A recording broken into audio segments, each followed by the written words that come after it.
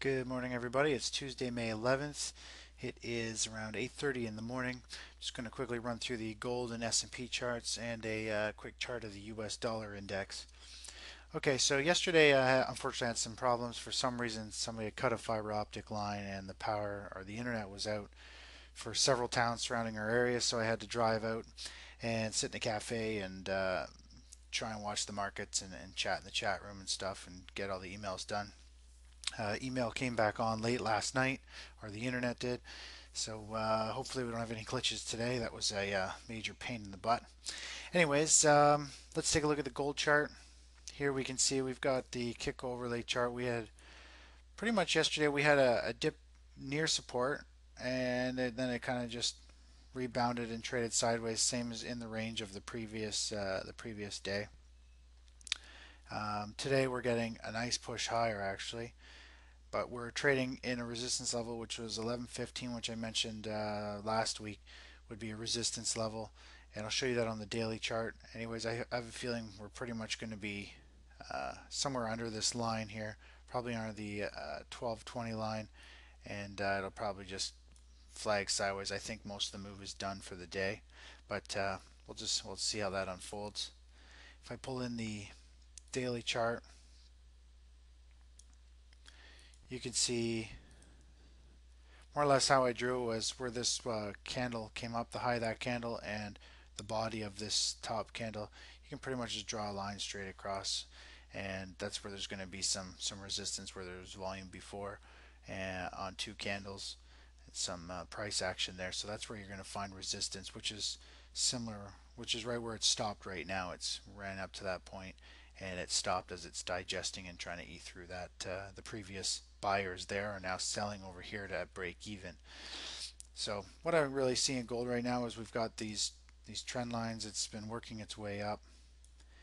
We had a dip and then it shot back up here with the euro problems. Anyways, right now it's pushing up. It's had a long run. If you just take a look at these runs from the low to the high, a lot of these runs last the same amount of time. Just visually, like lengthwise, and this move here is a little extended longer than the other ones, simply because we had the euro kind of crisis. Everybody moved into gold, stretching it a little higher. Now it's trading at resistance. So I think we might see gold kind of move sideways here or pull back and maybe do a. Yesterday it came back to 1185 about. I still think we're going to come back down, or at least kind of round out and then come back down somewhere to the 1180 area before doing anything. Yesterday was a quick dip and it got bought back up, um, but I think we're going to get more of a several day pullback here.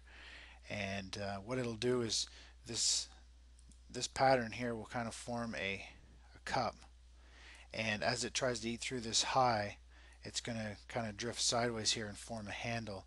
It could come down and back up and form a handle off to the side here, and then I think we're going to see it pop to the upside with some pretty good momentum. So I'm definitely looking to try and get us in, but just looking at the chart right here, you can see it's had a very long rally here.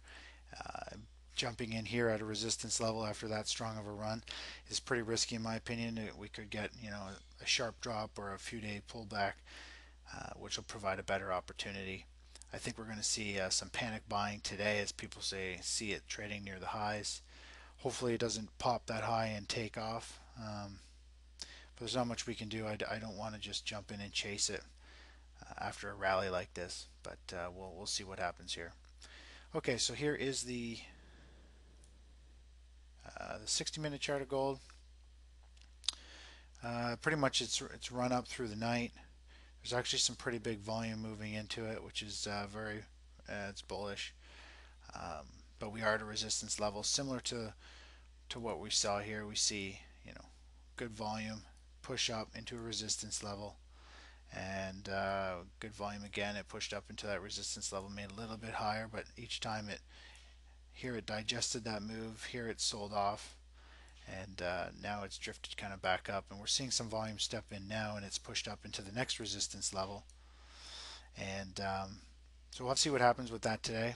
I hopefully we get some sideways action or a larger correction down to this 1180 or possibly 1175 area, and it'll shake everybody out before it really moves higher. So we'll play that by ear.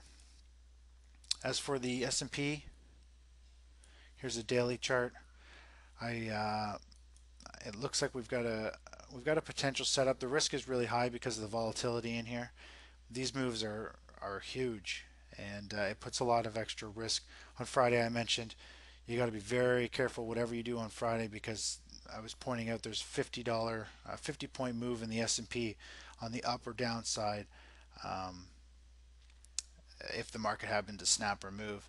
And of course, on Monday it opened up 50 points. So if you were short, you probably got clobbered there, which is the reason I didn't want to touch it because it could move and jump 50 points no problem before it hit the first resistance or support level.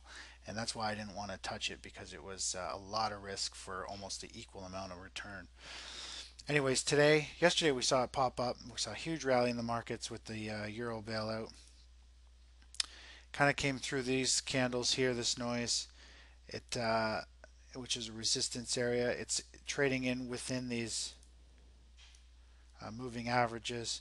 Now it's starting to head back down. We've got our cycles are heading down.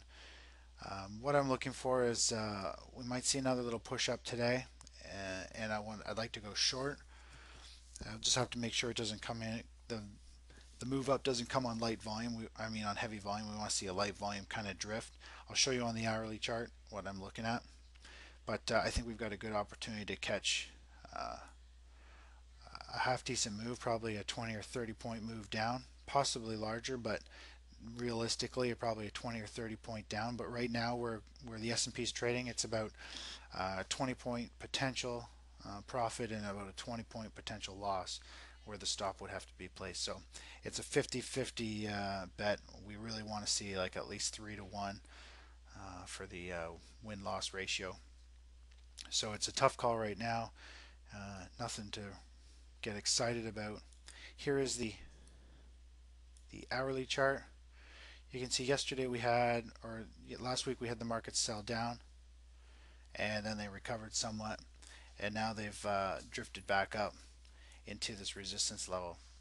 And so what I want to see here is just a funny angle, just a drift, just like that, more or less a bear flag, and then we'll see another downward slide. So if I zoom out here, I'll just kind of show you what I'm looking at. More or less, we've got this kind of angle up here. It's testing into resistance. Unfortunately, with the whole internet issue, the market started to sell down by the time I got in.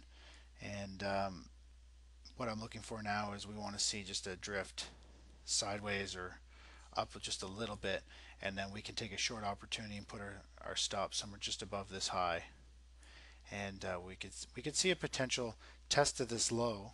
There is a potential for that low to kick in, but I figure we'll see a test of 1125 if with any luck.